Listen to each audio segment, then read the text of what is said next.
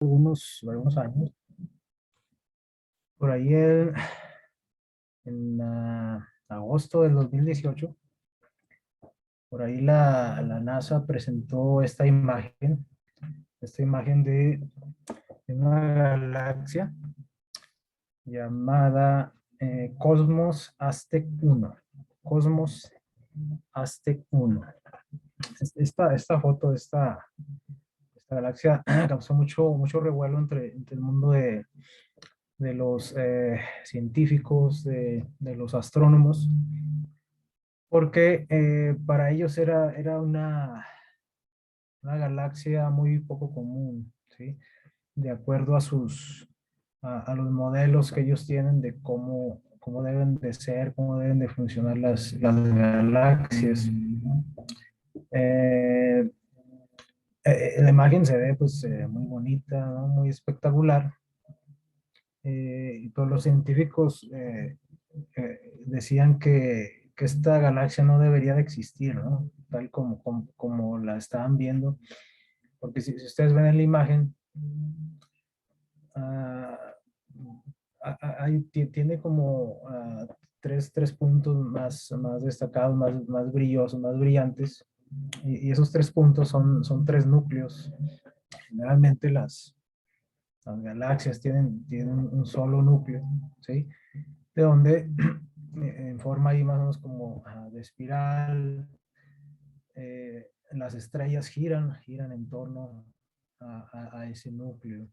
Pero resulta que en esta galaxia eh, todas las estrellas giran, pero en torno a tres núcleos que están por ahí. Entonces los astrónomos estaban pues asombrados y tratando de hallar explicaciones de por qué esta galaxia existía de esta manera.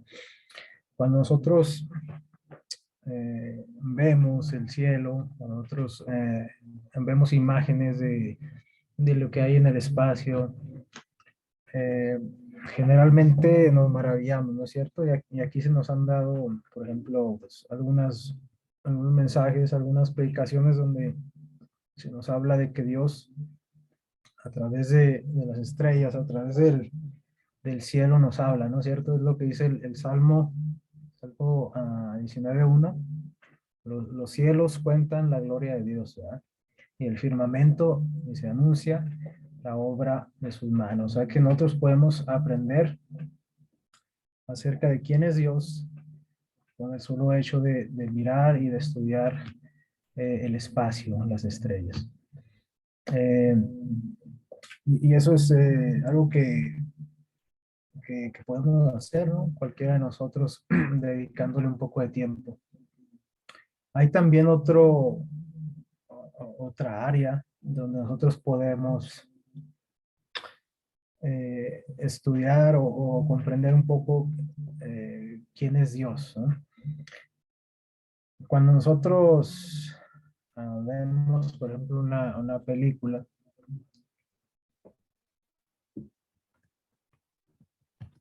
eh, siempre bueno, nosotros vemos como el resultado final, ¿sí? Nosotros vemos ya eh, pues lo que el director o todos los actores trataron de proyectar, ¿no? Para el espectador. Y generalmente cuando se acaba la película ahí hay unos, le llaman los créditos, ¿no? Es donde aparece, pues desde los principales, ¿no? Los actores, el director y que el productor. Y generalmente nosotros nunca nos fijamos en eso, ¿no? Se acaba la película y pues estuvo padre, y ya estuvo, ¿no? Y le quitamos, le cambiamos cuando están los créditos. Y generalmente todo lo que implicó esa película es mucho más de lo que nosotros vemos, ¿no es cierto? Todos los cientos o miles de personas que participaron en ese proyecto, este, que a veces ni nos imaginamos, ¿no? Personas de vestuario, de camarógrafos, personas de sonido, y infinidad, ¿no? De personas que trabajan ahí en el staff de una producción, pero nosotros generalmente no vemos, ¿no? Y nosotros nada más vemos como que, pues, ahora sí que lo que está enfrente de nuestros ojos. El texto que ahorita acabamos de leer está en Colosenses 1:16. Habla acerca de algo interesante. Si lo tienen por ahí, vamos a buscarlo nuevamente. Colosenses, capítulo 1, versículo 16.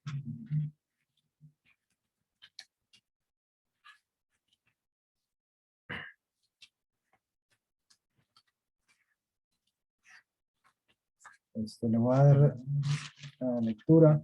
Ustedes me siguen ahí con su vista. Dice Colosenses 1:16. Porque por él fueron creadas todas las cosas que están en los cielos, de lo que hablamos ahorita, ¿no?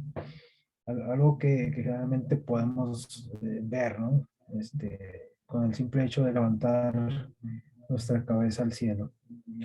Y luego sigue diciendo, y las que están en la tierra, o sea, todo lo que vemos, ¿no? La naturaleza.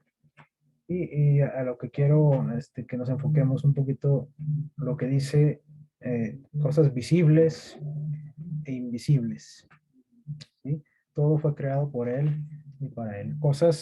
Dice cosas visibles, obviamente pues todo lo que vemos, y cosas invisibles, cosas que generalmente no están al alcance de cualquier persona o incluso de nadie, ¿no? Cosas que el ser humano no alcanza a ver con sus propios ojos. Y vamos a, pues a sacar algunas enseñanzas de lo que los científicos llaman el mundo subatómico. El ser humano,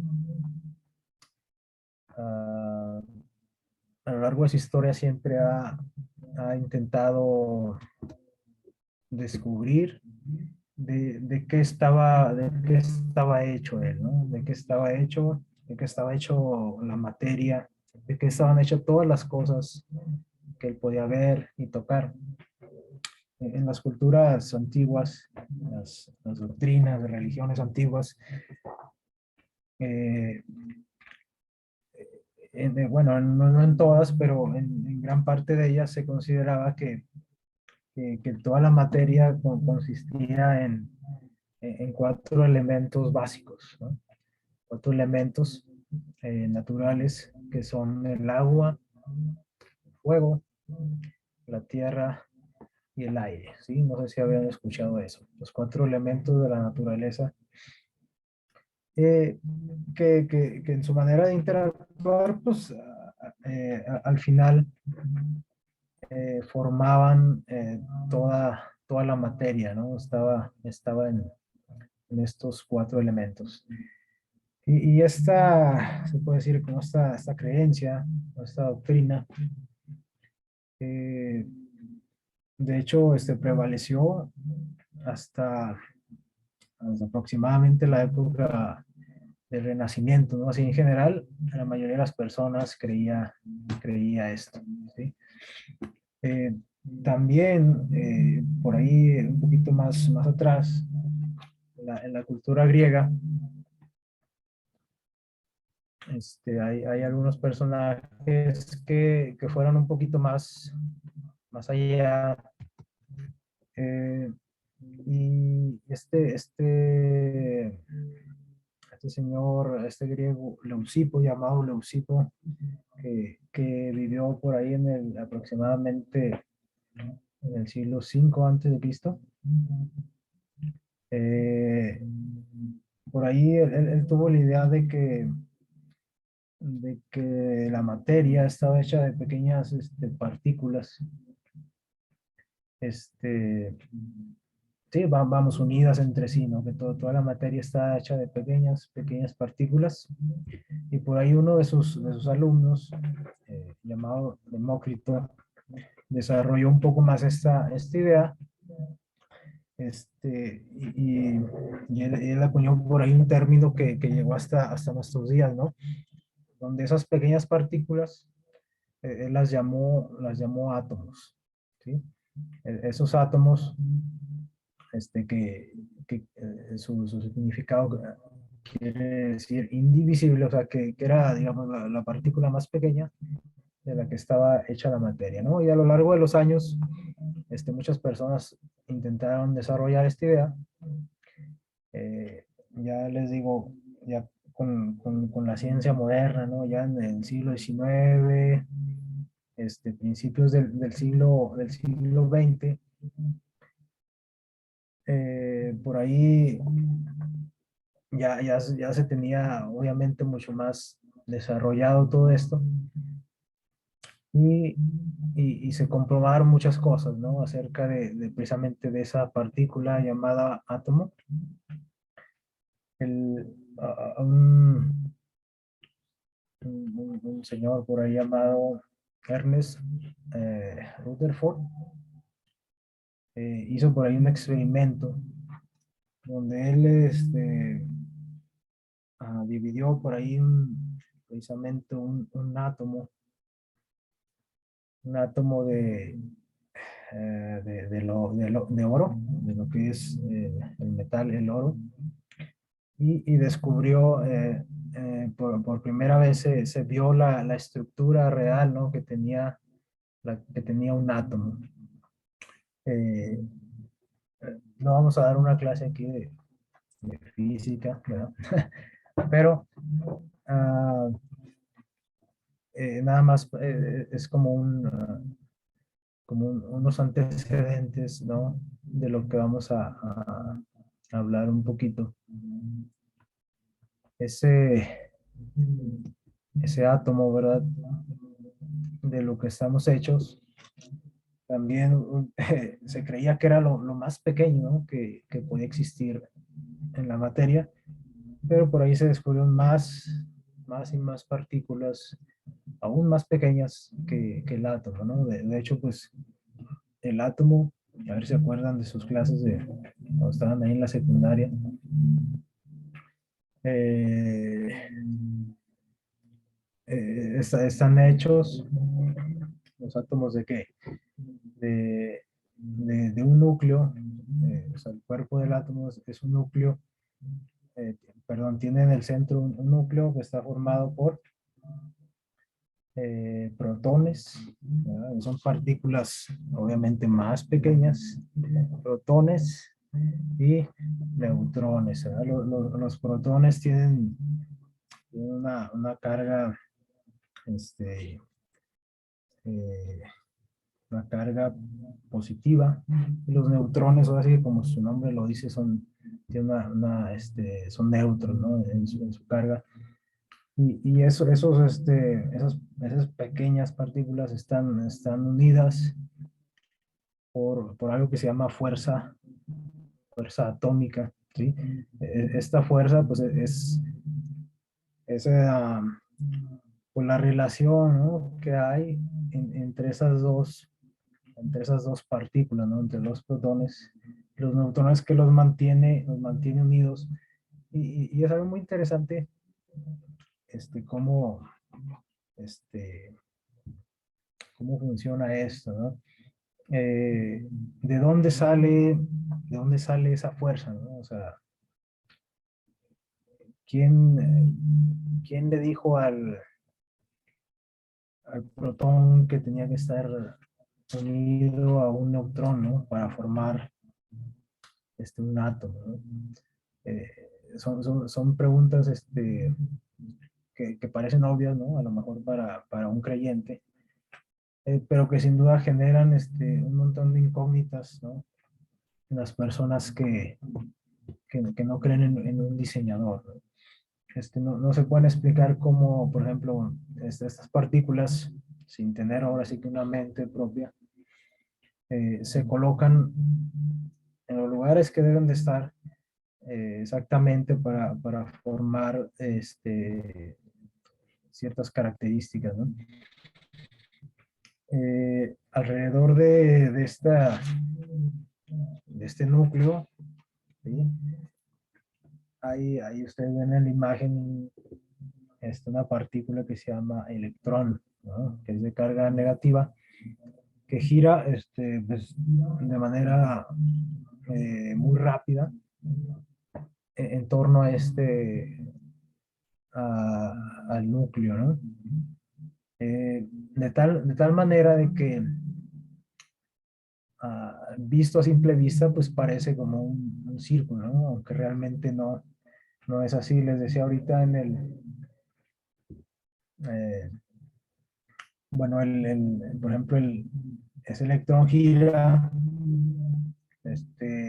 precisamente porque es atraído por la carga, por las cargas positivas de los protones, ¿no? Entonces está girando por una fuerza que se llama la fuerza electromagnética. Y de nueva cuenta, pues vamos a contarnos, pero ¿de dónde sale realmente esa energía, ¿no? Esa fuerza, ¿no? Entre todas estas partículas. Eh, y de esta manera se forma un átomo, así en pocas palabras. Eh, el, Les decía que este señor que hizo este experimento por ahí, hizo con otras partículas llamadas partículas alfa, empezaron como a dispararle a un protón, ¿sí? de oro, y se dieron cuenta de que esas partículas atravesaban el protón de oro. O sea, nosotros podemos suponer que al ser algo sólido, ¿no? Como si ustedes le aventaran algo sólido, ¿qué pasa? Pues rebota, ¿no? Choca. Pero esas partículas atravesaban al protón, perdón, al átomo. Entonces, en este experimento descubrieron que la mayor cantidad del cuerpo de un átomo era como quien dice espacio. O sea, no era algo sólido, sino era espacio. Algunas de las partículas sí como que pegaban y rebotaban, ¿no? Pero muchas de ellas atravesaban el átomo. Entonces, ya con estudios más avanzados, se ha determinado que aproximadamente el 99.9 del cuerpo de un átomo es espacio, ¿sí? O sea, es algo invisible, es espacio, no es algo sólido. Solamente el núcleo por ahí está, este, eh, bueno, obviamente que está en el centro. Nada más para que se den una idea, por ejemplo, eh, del tamaño, ¿no? Del tamaño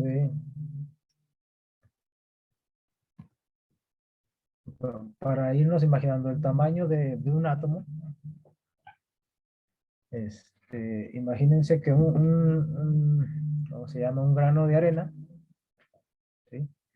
Un grano de arena tiene 22 quintillones de átomos. 22 quintillones de átomos. Son cifras que ni siquiera a veces ni las hemos visto, yo creo. Son 22 seguido de 18 ceros, me parece. 18 ceros. 22 quintillones de átomos se necesitan para formar un grano de arena, ¿sí? O sea, de ese tamaño, ahora sí que subatómico es un átomo, ¿sí? Entonces, ¿qué podemos ir sacando de enseñanza de esto? Miren, también para irnos dando también una idea de las proporciones, ¿no? De estas partículas. Imaginémonos 1 millón un millón de átomos alineados, ¿sí? Uno tras otro. Un millón forman más o menos lo que es el grosor de uno de nuestros cabellos, ¿sí? O sea, si usted ahí se toca un solo cabello, está tocando ahí un millón de átomos unidos entre sí. Y luego, eh, imagínense, por ejemplo, un átomo es como si fuera una pelota de golf, ahí como la que estamos viendo. Para formar una pelota de golf, imagínense que todo el planeta es la pelota de golf y el átomo es del tamaño de la pelota, ¿sí? Así de pequeño es un átomo comparado, por ejemplo, con una pelota, ¿no? Imagínense también, ahorita les decía que la mayor cantidad de,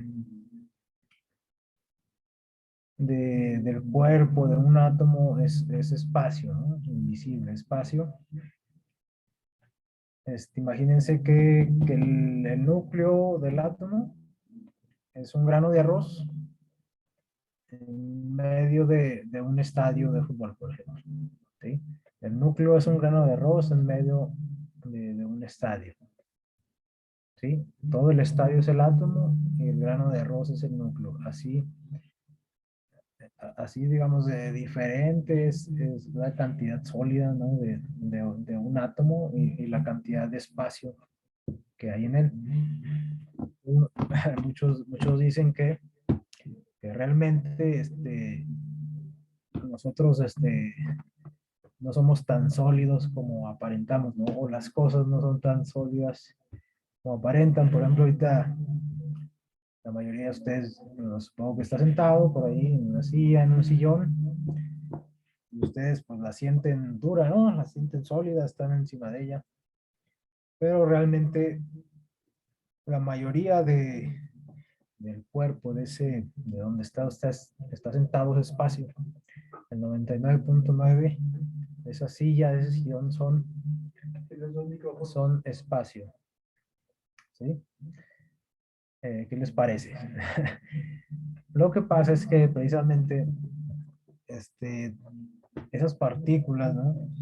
Esos electrones que están en un constante movimiento, eh, están ahí moviéndose perdón, a velocidades impresionantes.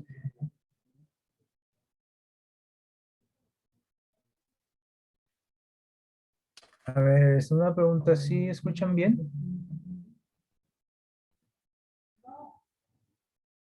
Sí, A veces sí, a veces no, mijo.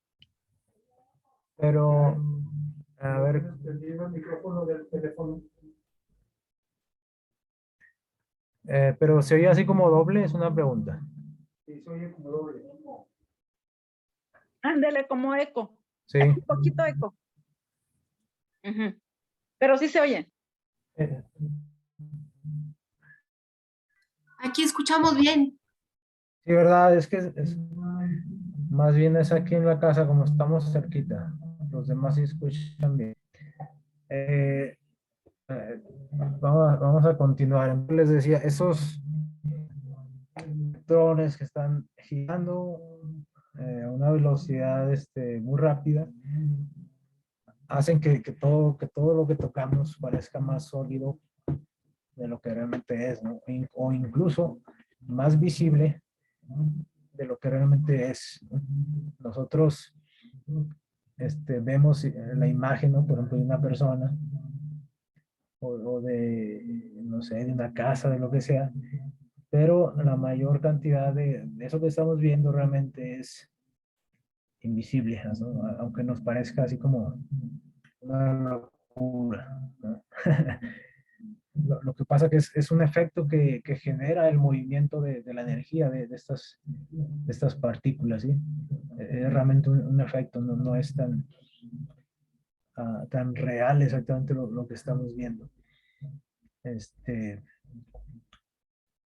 bueno, por qué nos hizo Dios de esta manera? Es algo interesante, ¿no? De preguntarle, ¿no? Algún día. Y eso también me pone a pensar, por ejemplo, en cómo el ser humano está hecho y cómo, por ejemplo, otros seres como los ángeles son algo diferentes a nosotros, ¿no es cierto? Por ejemplo, este, nosotros precisamente no podemos atravesar un cuerpo, ¿no? ¿Por qué? Porque precisamente esas fuerzas que genera la interacción de esas partículas impiden que un cuerpo atraviese a otro, ¿sí? Eh, Sin embargo, por ejemplo, sabemos que, por ejemplo, un ángel con facilidad puede atravesar un material sólido, ¿no? Por así decirlo. Entonces, son preguntas interesantes, ¿no? Que surgen de cómo Dios ha creado, por ejemplo, a estos seres de manera un tanto diferente a nosotros, ¿no? Ahorita estamos hablando aquí de lo que conocemos nosotros, ¿no? De lo poco que ha eh, pues descubierto el hombre, ¿no? A través de los siglos. Y también de cómo Dios puede ser también que el mismo ser humano realice estas acciones, ¿no? Como si fuera un ángel. Eh, Ahora bien, más allá de lo que nos puede hablar, por ejemplo, la ciencia, la física, en este asunto que es muy interesante, sin que ninguno de nosotros sea experto, quizás en esta materia, deja muchas enseñanzas. Miren, ahorita hablábamos de esa fuerza atómica que une estas partículas a los protones y a los neutrones para formar el núcleo del átomo, ¿sí? Y nos preguntamos quién crea esa fuerza, ¿no? Para que estas partículas estén unidas. Nosotros podríamos decir con toda certeza de que Dios ha creado esa energía, ¿no? Y que la puso especialmente ahí para ir formando, ¿no? Este, esas pequeñas partículas de las que está hecha la materia que nosotros podemos ver y tocar. En nuestra vida hay también una fuerza, ¿no? Hay fuerzas que, que deberían o que pueden unirnos, ¿no? Vamos les voy a pedir a alguien que me ayude a leer Juan, en el Evangelio de Juan, capítulo 17, versículo 21. Juan 17, 21. Si alguien, por favor, me ayuda. Aquí yo lo tengo. A ver, Andrea, por favor. Dice, para que todos sean uno como tú, Padre, en mí y yo en ti, que también ellos sean uno en nosotros para que el mundo crea que tú me enviaste. Ok. Dice, ahí está orando Jesús, ¿no? Le está diciendo a Dios que así como Él, el Hijo, Jesús y el Padre eran uno, ¿sí? Nosotros sabemos que ellos son dos personas, vamos a decirlo así, distintas, ¿no? Son dos seres distintos. O sea, uno es el Padre y uno es el Hijo. Y es algo que siempre nos puede, como seres humanos, nos puede confundir, ¿no? El hecho de que dos personas sean una, como dice que ellos dos son uno, ¿sí? Sin embargo, no son la misma persona, pero son uno a la vez. Están unidos. Y eso, bueno, lo leemos, lo entendemos, pero cuando nosotros como seres humanos convivimos unos con otros,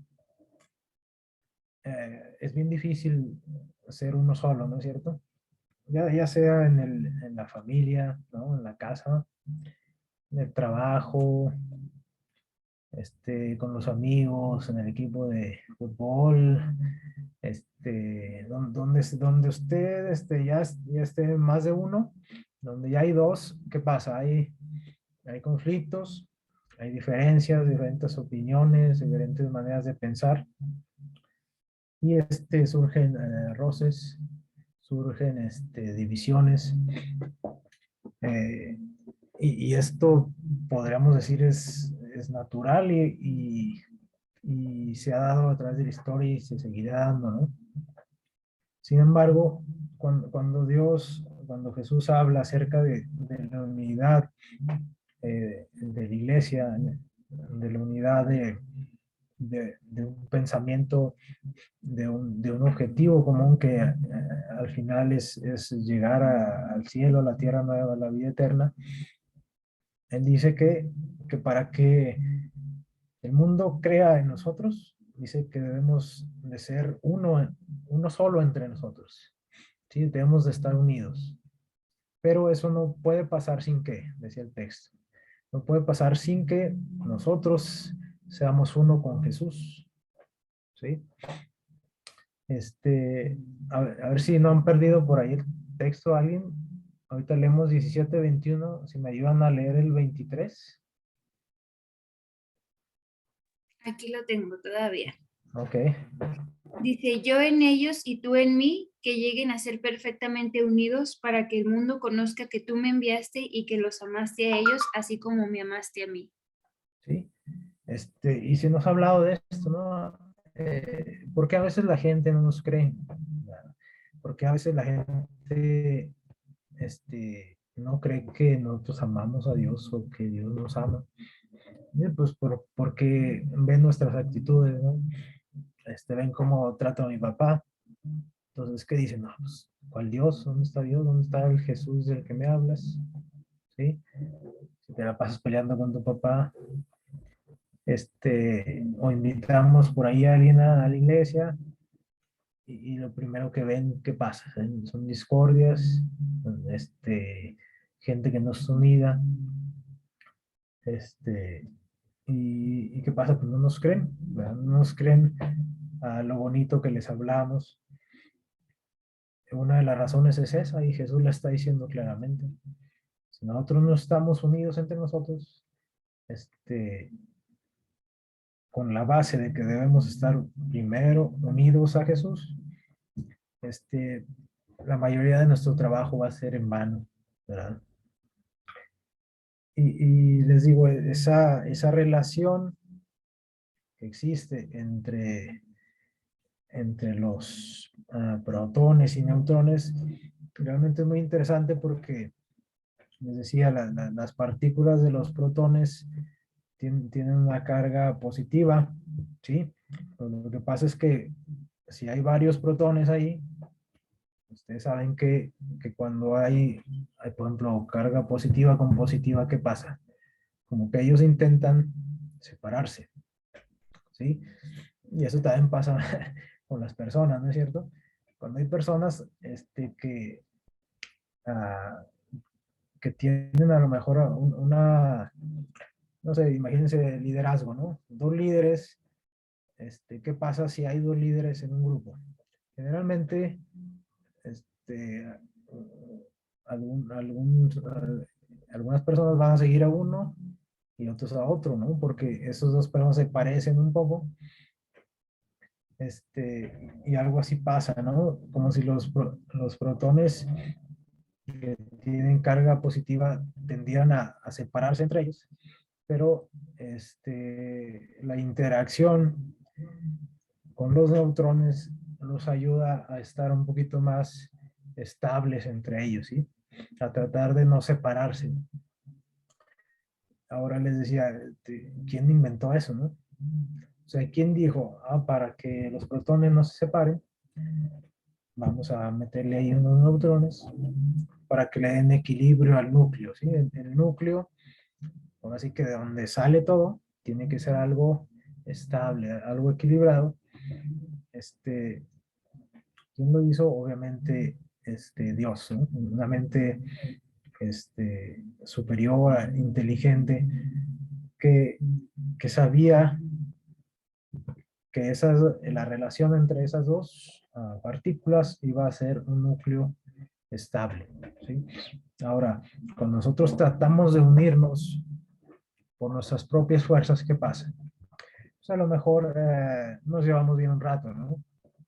Imagínense, no sé, una pareja, unos amigos, se llevan bien un rato, pero ¿qué pasa cuando empiezan a convivir a lo mejor un poquito más y descubren que el otro chavo no es tan buena onda como él creía, ¿no? Que le irritan unas cosas de esa persona? Generalmente, cuando nosotros nada más nos unimos por nuestro esfuerzo, las relaciones se dañan, ¿no? Se estropean. Cuando la fuerza, cuando esa unión proviene de Dios, ahí lo dice el texto, ¿sí? Vamos a ser uno, ¿sí? Porque es una fuerza que no proviene de nosotros, ¿no? Es una fuerza que está perfectamente equilibrada para, para mantenernos unidos, ¿no? Entre nosotros, aún siendo personas diferentes, ¿sí? Así como el protón y el neutrón son diferentes entre sí, pero se mantienen unidos para formar un núcleo fuerte, no estable. También es interesante cómo precisamente para que esas partículas, por ejemplo, ahí estén, el electrón esté en constante movimiento, pues tiene que tener, en este caso, carga negativa, ¿no? ¿Quién lo determinó eso? Obviamente Dios, ¿sí? Y eso quiere decir que en un grupo, ¿no? De personas, no todos van a ser iguales, ¿sí? Sin embargo, la relación entre ellos va a ser que todo funcione si está movido por el Espíritu Santo. Ahí en la imagen, ¿no? Se ve como, por ejemplo, las líneas esas como más blanquitas, pero son los electrones, ¿no? Que están en constante movimiento alrededor del núcleo. Nosotros sabemos que nosotros podemos hacer muchas cosas buenas, intentar hacer todo lo mejor que podamos. Sin embargo, es el impulso del Espíritu Santo al que nos va a guiar de manera correcta, ¿sí? Hay infinidad de textos en la Biblia, no vamos a buscar todos, donde habla de cómo el ser humano puede ser guiado por el Espíritu Santo, puede ser movido, puede ser impulsado, ¿sí? Y eso es algo que debiera ponernos a pensar, ¿no? Si todo lo que hago yo está movido por el Espíritu Santo, o está movido por mi egoísmo, ¿no? Por mis propios intereses, por la vanidad, o por otra cosa, ¿no? Incluso las cosas buenas que hacemos, o que podemos llegar a hacer, pueden tener motivos egoístas, ¿sí? Eh, y acuérdense que Dios ve nuestros pensamientos, ¿sí? A lo mejor nosotros podemos aparentar ante los demás que lo que yo hago, lo hago porque Dios me motivó, pero realmente solo Dios conoce mi corazón. Entonces, ¿cuántos hombres de Dios aquí en la palabra, en la Biblia, vemos historias de cómo se equivocaron, ¿sí? Aparentemente haciendo cosas buenas, pero que realmente estaban eh, en contra, ¿no? De la voluntad de Dios. Entonces nosotros debemos de aprender a ser impulsados, a ser movidos solamente por la fuerza del Espíritu Santo, ¿sí? Y para eso, bueno, pues hay que tener una, pues una comunión, una relación más estrecha con Él, ¿no? Con el Espíritu Santo, para poder distinguir cuando, cuando lo que yo vaya a hacer es movido por Él y cuando no, ¿verdad? Cuando no conviene. Otra cosa que podemos destacar aquí es que todo esto que es tan pequeño, ¿sí? Invisible a nuestros ojos, o no sé cuántos de ustedes pueden ver un átomo, ¿verdad? Son cosas que nosotros no vemos realmente, ¿no? Quizás si alguno de ustedes tuviera la oportunidad de ver, ¿no? En algún laboratorio, todas estas cosas, pues qué bendición, ¿no? Pero la mayoría del ser humano, pues realmente todo esto lo creemos por fe, ¿no? Ahora sí, porque alguien lo estudió y nos lo ha contado. Pero la importancia de las cosas pequeñas, ¿no? Que sin ellas, todo eso grande que vemos, por ejemplo, aquí, ¿no es cierto? O sea, le llaman, ¿cómo le llaman?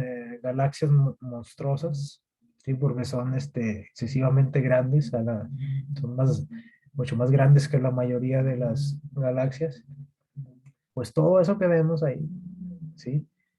Está hecho de átomos, ¿no? De partículas tan pequeñas, ¿no? Que nosotros no podemos ver. Y así es en nuestra vida, ¿no? Todo lo que nosotros llegamos a hacer a veces nace de algo pequeño, ¿no? A lo mejor de un hábito. ¿Cuántas, cuando vemos personas, por ejemplo, que tienen un cuerpo espectacular, ¿no? Y luego decimos, nada, pues seguro eh, se mete cosas, ¿no? Pastillas para estar así bien marcado y todo. Pero no vemos, por ejemplo, los pequeños detalles, ¿no? Pequeños sacrificios que hacen esas personas, hábitos, ¿no? A lo mejor desde levantarse más temprano para tener más tiempo y hacer ejercicio, o a lo mejor gastar un poquito más dinero para comprar comida más saludable, ¿no? Porque parece, parece chiste, pero así es verdad, lo más sano es más caro. Eh, entonces, cada pequeño hábito, cada pequeña decisión, cada pequeño pensamiento, al final va a resultar en cosas grandes, ¿sí? Eh, también de esto aprendemos eh, que en el universo de Dios, hay ciertas como jerarquías, ¿no? Desde partículas más pequeñas que el átomo, ¿sí? Están formadas así. Se forman, por ejemplo, los protones y los neutrones están creados de partículas más pequeñas aún, ¿sí? O sea, por si fuera poco. Y luego los átomos, eh, cuando, cuando, cuando millones de átomos se unen, ¿qué forman? Forman moléculas, ¿sí? Y luego las moléculas que forman, moléculas forman células, ¿sí? Las células que forman órganos, ¿sí? Los órganos que forman sistemas, y los sistemas que forman ya un cuerpo, ¿no? Por ejemplo, como nuestro cuerpo. Está hecho de muchos, de varios sistemas, ¿no? Sistema respiratorio, digestivo, pero al final, todo está en las partículas, ¿sí? Entonces, lo mismo es en la vida, ¿sí? Cada parte es esencial, cada partícula ahora sí que debe hacer su función,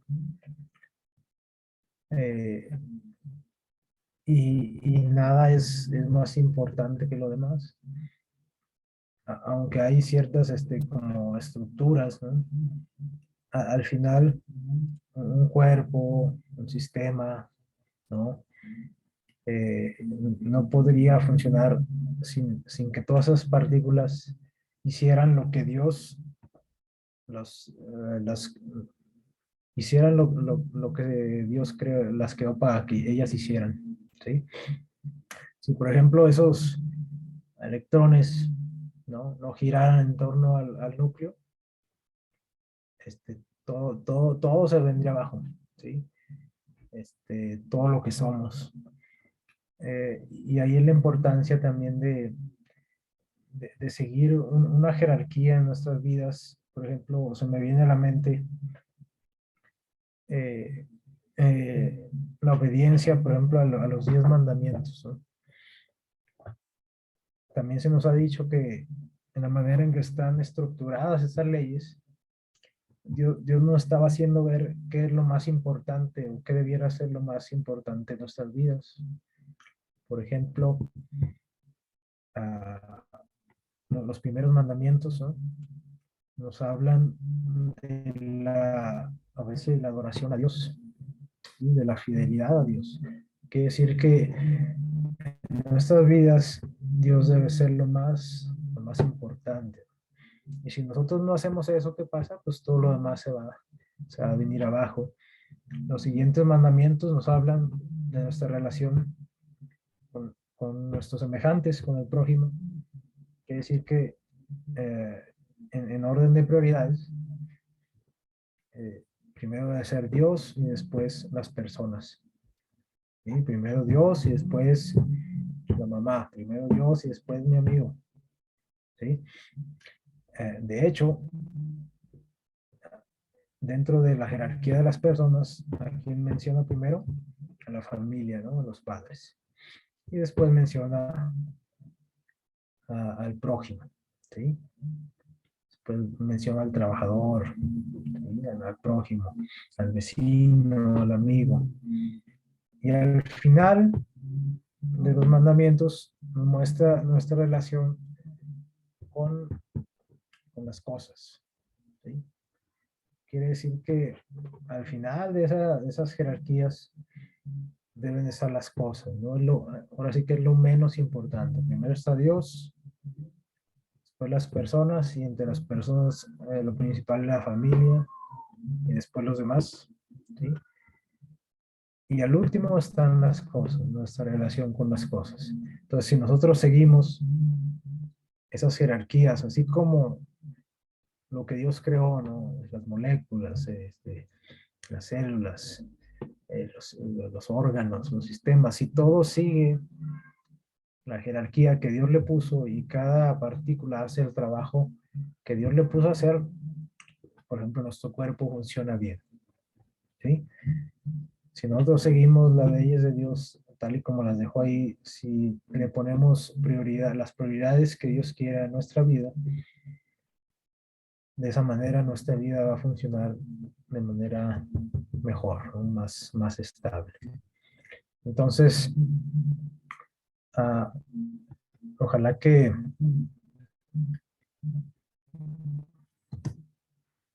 así como Dios creó todo ese mundo, ¿no? Que nosotros no podemos ver, para que nosotros existiéramos tal y como somos, nosotros podamos, en primer lugar, entender delante de qué Dios estamos, ¿no? Un Dios que puede crear todo un universo, ¿no? Para nosotros invisible, ¿sí? Que funciona a la perfección. Así de grande es nuestro Dios, ¿no? O sea, Dios no solamente lo podemos encontrar en las cosas que vemos, sino en las cosas que no vemos. Y por último, quiero ponerles aquí esta frase para que nos vayamos con esto, ¿no? Como Dios, todo lo que Él creó nos habla, nos habla de Él, no podemos encontrar muchas enseñanzas como la unidad, ¿no? Que tenemos debemos de tener con Jesús y entre nosotros mismos, y como la fuerza que debe de impulsarnos para que nosotros hagamos todo lo que debemos de hacer. Dice, el gran conflicto ha terminado. Esta es una cita que nos habla de precisamente de cuando el Señor por fin termine con el pecado, ¿no? Con el error que comenzó un día. Dice, el gran conflicto ha terminado. Ya no hay más pecado ni pecadores. Todo el universo está purificado. La misma pulsación de armonía y de gozo late en toda la creación. Fíjense que con el pecado todo se descompuso, ¿no? Incluso todo esto de lo que hablamos, sin duda que todas las partículas de las que estamos hablando, también sufrieron algo, ¿sí? Sufrieron modificaciones a causa del pecado. Dice, de aquel que todo lo creó, manan vida, luz y contentamiento por toda la extensión del espacio infinito. Lo que hablamos de lo grande del espacio, ¿no? De esas galaxias.